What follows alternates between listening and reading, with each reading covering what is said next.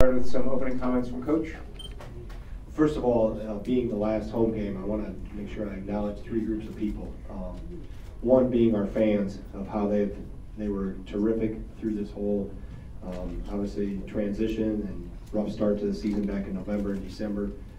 For them to be able to continue to show our support, their support for us, obviously means a lot. I thought they were terrific today. It was really loud in there, and I'm happy to be able to send them off in the last regular season game with a good taste in their mouth and happy. And the second group is obviously our support staff and my assistant coaching staff, of how they've done, and they've helped through this whole transition as well.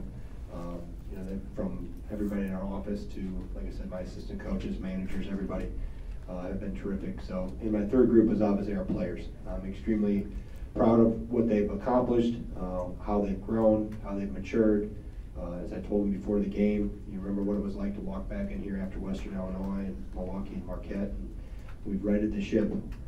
Let's make sure that we finish this homestand and our last regular season home game on the right note and go out of here with the right taste in our mouth. And for them to respond and how they played and worked, and hasn't always been a work of art, but they've always found a way since obviously early January, I think the last time when everyone was in here. So that means a lot for them to rally and know that they want to protect the home court. And obviously you're sending out one senior on the right note. It's nothing worse than losing on senior day, and nothing better than making sure you're winning on senior day. So with that, I'll take any of your questions you have.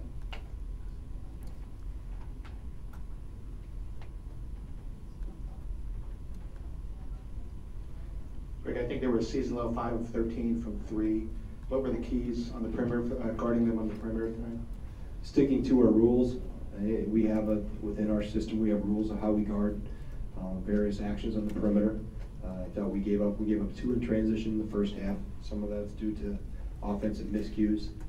One of them was due to not matching, and we got too bunched up in transition. But I think trying to minimize opportunities, because that's a team that shoots it very well. And I've watched films of them shooting it, making 13, 14, 15 a game. And when they're able to do that, that really fuels what else they can do. And I thought we did for the most part, especially having a lot of guys that have not guarded that system. Nigel and Bronson have, Zach has some, but the rest of them have not. And at times it showed. And obviously the scout team does a pretty good job of replicating it, but they can't run it at the same speed. The timing is different. And I knew that would be an issue. And it was actually more of an issue in the second half on a couple of slips that got to the rim than I thought it would be. But I thought for the most part we did a pretty good job of taking away what they like to go to that sets up threes, whether it's initial actions or making sure we didn't put ourselves in a situation where we had to help too much at the rim and therefore leave a shooter open. So I think it's best when we can minimize attempts. That obviously keeps your makes down too. So I was relatively pleased with how we defended the arc.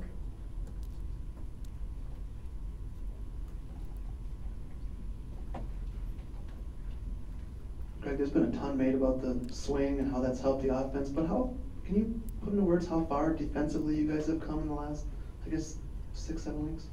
Yeah, we've matured.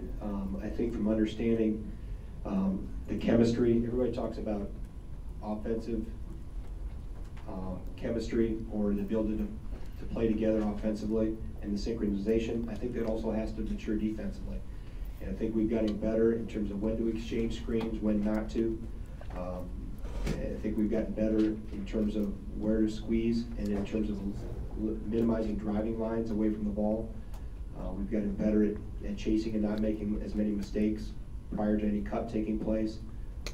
We've gotten better in a lot of areas, maybe all of them. We've gotten better at putting pressure on the ball to make, try to disrupt some timing of offenses. But I still see a lot of areas where we can get better at. And by better, I mean more consistent. We have some breakdowns at times that we'll need to continue to improve upon. Greg, you talked about your rough start to this year, but Nigel and Bronson didn't have the greatest start either, for given who they were and what their experience level. They were big for you in the second half here today. Well, how far have those guys come, and what kind of strides have they made, I guess?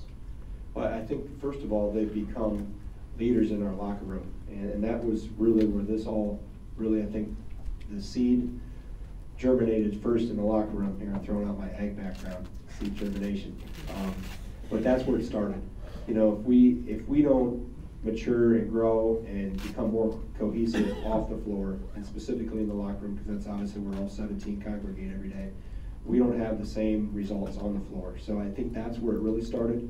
And then obviously, I think their teammates have also improved, and it's helped take some of the pressure off them. Therefore, they've been in more advantageous situations. I think our ability to play inside out has helped Bronson. The threes that he is taking now are high percentage threes. The same thing with the threes Vito Brown is taking.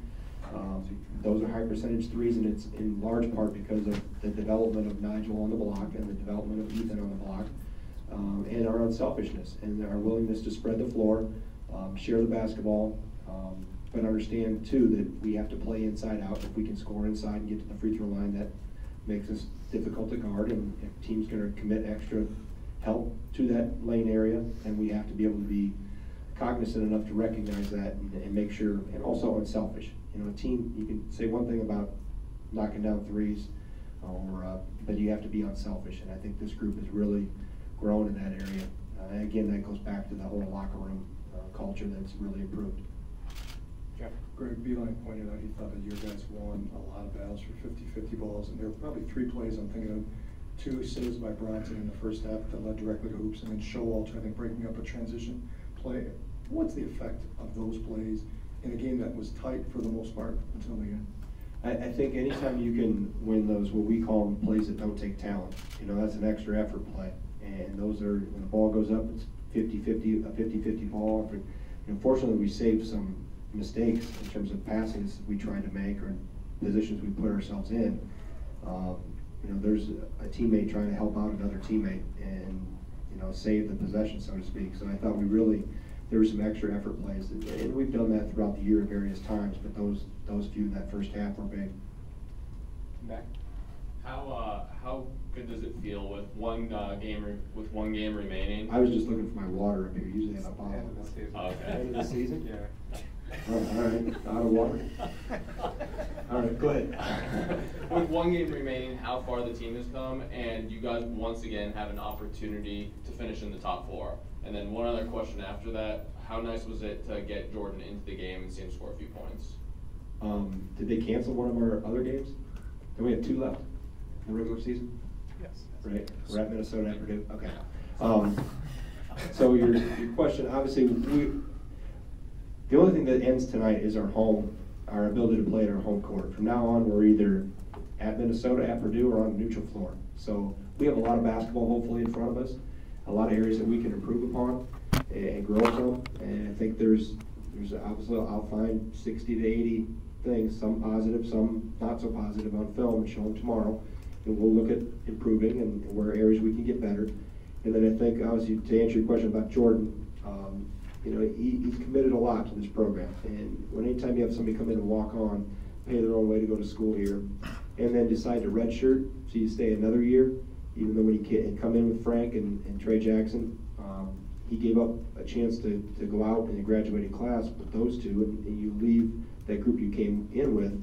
That tells a lot about his commitment to this place and how important this program is to him. So for him, you know, everybody always wants more minutes and more playing time, but for him to commit and sacrifice like he has, he's made great contributions that will never get in a box score or in the headlines to this program. And he's going to be extremely successful after college. He'll graduate here in a few months, and he's already got a job lined up and ready to go. And you know, he's obviously always welcome back. But he's made a huge contribution to this program and has helped, you know, solidify that locker room with a little more experience, especially this year, going through the growing pains we've gone through. Coach, 6 points in the paint in the first half and then 20 in the second half, including a string of, I think it was 7 straight layups that kind of sparked the run you guys went on there. Did you say anything at halftime to the guys, or what happened Well, there? we still wanted to go back inside, and in the first half they really were aggressive with the double team, and especially on Ethan, to make it hard for him to make any plays. And we missed him. We left some points around the rim too, so that's a little skewed in terms of, you know, our attempt to go in there. But I thought the second half we did a better job of, for the most part, finishing around the rim, specifically Nigel.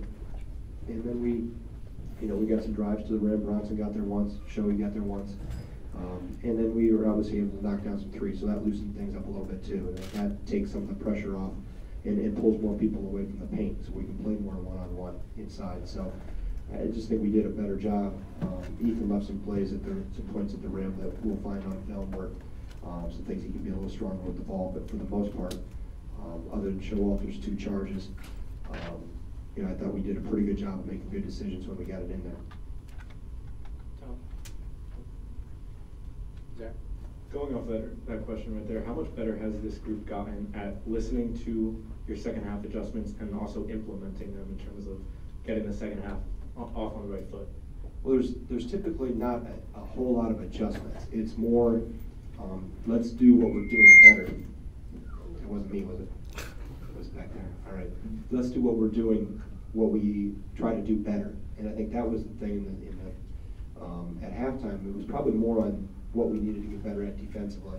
And some of those things we adjusted where we were on the screen. Obviously, twice in the second half we came up too high because we got beaten behind. But I think we just did a better job of finishing around the paint. We did a better job playing inside out, and obviously it always looks better when the ball goes in. We had a lot of wide open looks the first half. Koenig's first three threes, I think were wide open, or 2 of the first 3. And he made the 3rd one. The last one I thought was a heat check 3, a little deep, but the shots we had in the first half were wide open. We just didn't knock as many down as typically when you get a shot that wide open, you expect to knock it down. But again, they continue to battle and find a way, and sometimes it takes 20 minutes to figure out what another team is trying to do and get used to the tempo and the structure of everything and improving as the game goes on. I think that's the one thing that this group has done. I've talked to the bench as I walk up and down there is let's make sure we're learning as the game goes on, and not wait till you get in there. So especially for younger guys going in, that you can't wait till you break a sweat in terms of picking up on things. I can't have you make 2 or 3 mistakes and okay, now I know what it's like. Learn on the fly while you're watching, and this group is getting better at that. Steven, I'm back. Greg, as you continue to make a case for this head coaching job, what does it mean to you to hear the student section chanting for you to get the job, to see some former players come out on social media, even writing about you earning this job? What does that mean to you? I only heard the students chant, "We want Jordan." I have chanted too. Were they chanting? What were they chanting? Hire Greg Gard. Really? That's a mouthful. I get that into a chant. I have said from day one, this is not about me. I told the team this is not an audition. I will coach them the same way whether I had 3 months to coach them or 10 years. So this has never been about me and never will be. It's about those 17 guys in that locker room and how they've responded, how they've worked, how they've listened, and adjusted to what we taught and learned on the fly. That's what you do as a coach. I've had blinders on here, tunnel vision, just trying to get this team to get better. And that's all we focused on because I knew these guys, as I told them in the pregame, senior day, Charlie Thomas, how fast did your high school career go? He said, in a snap. I said, wait till you're a senior in college and you'll look back and see how fast it went. And I looked at Jordan and I said, hey, if you don't believe me, freshman, ask Jordan how fast this 5 years has gone. When you're a freshman, you go, man, I'm never going to get to the end of that tunnel. But it goes fast. These guys only have a small, very small spot in college on their lifetime line. So for me, I've always been trying to make this experience for those 17 guys on this team as positive and as enjoyable as possible. So when Jordan Smith walks out of here in May and goes across that stage and gets his degree, he'll look back in his rearview mirror and say, you know what, if I could do it all over again, I'd go right back to Wisconsin. So that's all I've ever been concerned about. In terms of the search and everything, Coach Alvarez has handled this thing absolutely perfectly. He said from day one, I need to do a national search, I need to post the job, that's university requirements, and I've never, you look at my quotes back in June, I've totally agreed with that, and I always have. And he'll do his job, along with the committee and the athletic board and the board of regents and the chancellor, and they'll decide in what direction they want to go. I've only focused on trying to make sure these guys have a great experience, and I think they're having a great experience. Thanks, Coach. All right, thank you.